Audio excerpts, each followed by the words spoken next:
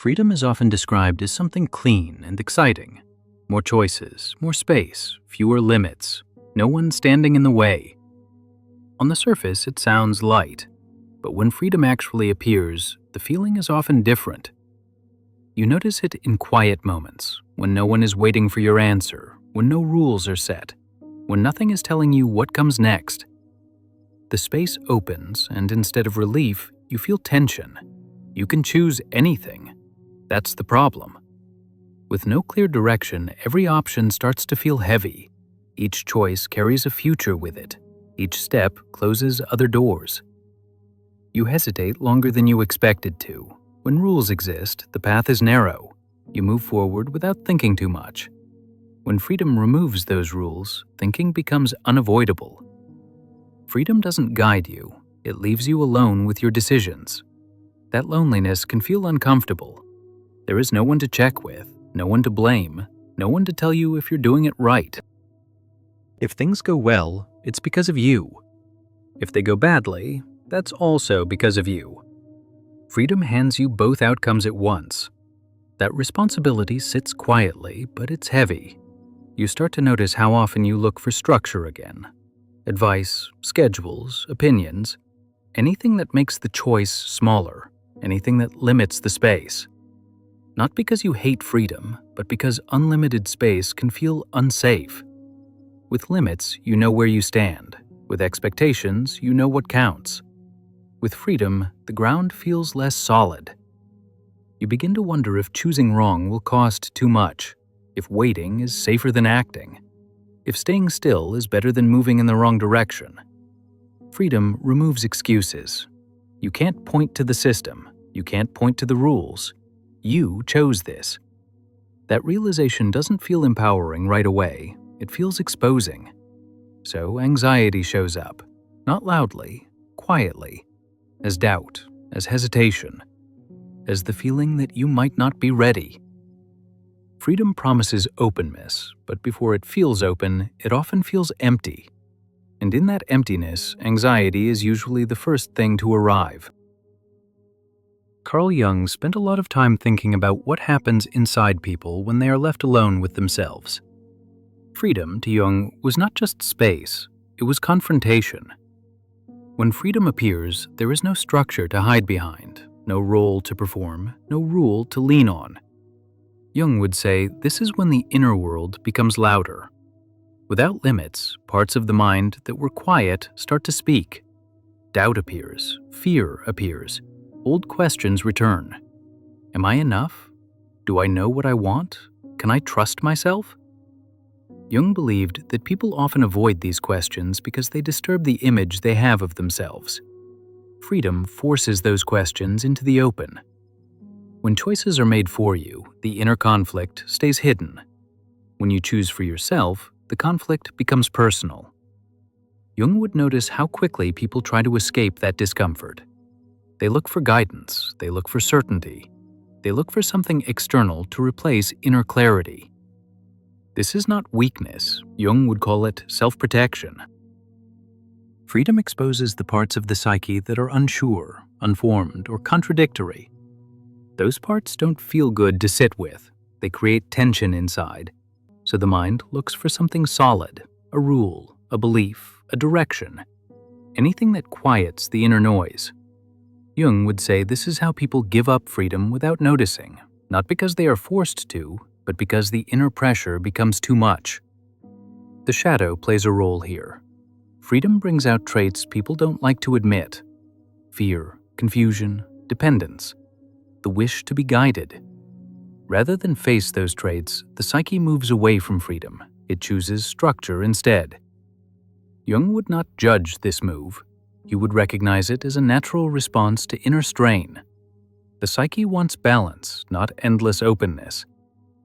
Freedom demands inner work. It asks you to sort yourself out without instructions. For many people, that feels overwhelming, so anxiety appears. Not because freedom is wrong, but because it reveals too much too fast. Jung would say the anxiety is a signal, not that freedom is dangerous, but that the inner world is not ready to hold it comfortably. And when freedom feels like exposure, retreat can feel like relief. Friedrich Nietzsche had a complicated relationship with freedom. He didn't see it as something light or pleasant. He saw it as something demanding. Freedom, for Nietzsche, removes excuses. When you are free, you can't hide behind tradition, rules, or expectations. You can't say you had no choice, you chose. Nietzsche would notice how unsettling that feels. Freedom asks you to create meaning for yourself instead of borrowing it. That sounds powerful, but it also feels risky. Creating your own direction means you might fail without anyone to blame. It means standing alone with your decisions. Nietzsche believed most people don't fear freedom itself, they fear what freedom asks of them. Freedom demands strength, not physical strength, but inner strength. The ability to stand without approval, the ability to tolerate doubt, the ability to carry responsibility without resentment. That kind of strength is tiring. Nietzsche would notice how quickly people turn freedom into a burden. They start to feel weighed down by choice. They long for something that tells them what matters and what doesn't. When values are given from the outside, life feels lighter. You don't have to invent yourself every day. You don't have to justify your path constantly. Freedom removes that comfort. Nietzsche would say anxiety appears when people realize freedom means there is no final answer waiting, no authority that will confirm they lived correctly. That realization can feel overwhelming. So people look for fixed ideas, clear rules, strong leaders, simple stories, anything that replaces the work of self-definition. Nietzsche wouldn't call this cowardice. He would call it exhaustion. Freedom asks you to become something without a map. Not everyone wants that task. Not everyone feels ready for it. Anxiety shows up when the weight of that task becomes clear.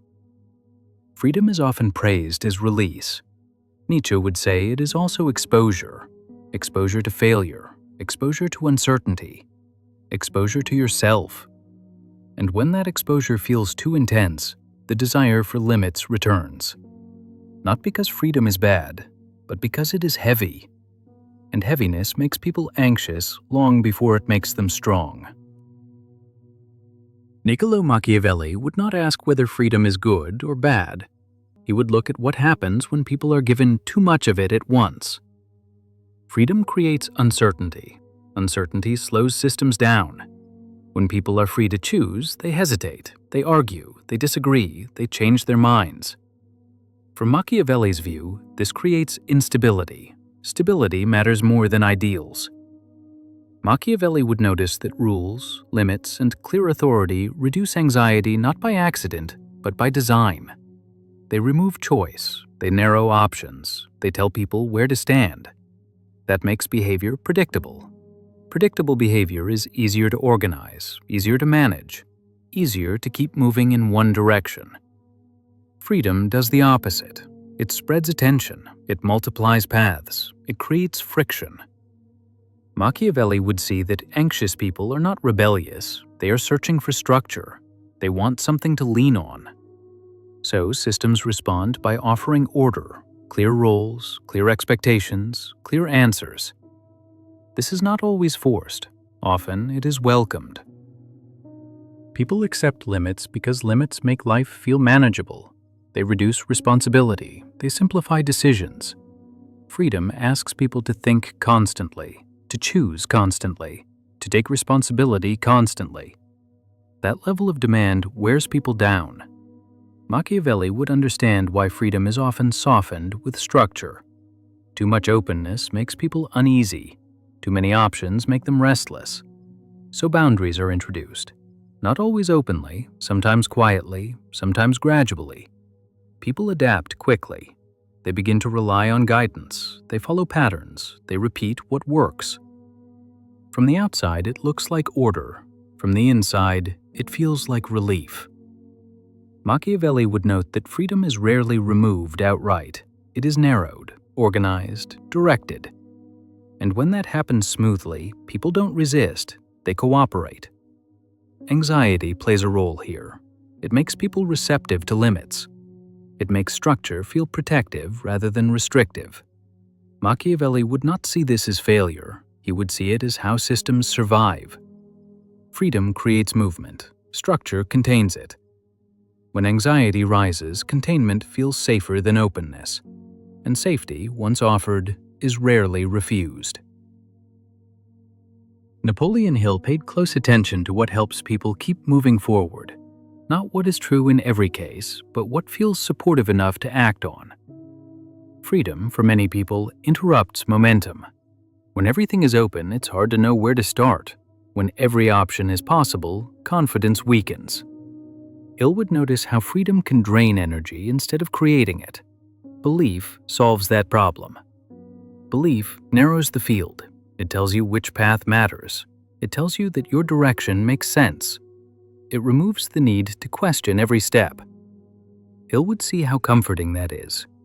Freedom asks you to hold uncertainty while you move. Belief lets you move without carrying that weight. It replaces doubt with reassurance. That reassurance feels necessary. Hill understood how important confidence is. People need to feel that their effort leads somewhere. They need to feel guided, even if the guidance is self-created or borrowed. When freedom creates anxiety, belief steps in to calm it. Belief doesn't have to be proven to work emotionally. It only has to feel stable. It has to reduce hesitation. It has to make action feel safe. Hill would notice how often people choose belief over openness. Not because belief is perfect, but because it gives shape to freedom. Without belief, freedom feels like drifting. With belief, freedom feels directed. This is where comfort appears. Belief softens responsibility. It tells you that your choices are aligned with something larger, something meaningful, something right. Hill would not rush to question this. He would recognize how belief helps people endure uncertainty, how it makes risk feel manageable. Freedom without belief feels exposed. Freedom with belief feels protected. So people choose the version of freedom that comes with reassurance, with stories, with purpose already attached. That choice doesn't look like fear. It looks like clarity. But underneath it is a simple need, the need to feel steady while moving forward. Hill would say this is why anxiety fades when belief arrives, not because freedom disappears, but because it feels guided again. Freedom becomes easier to live with once it feels held by meaning. Most of the time, we already know this. We just don't like hearing it said.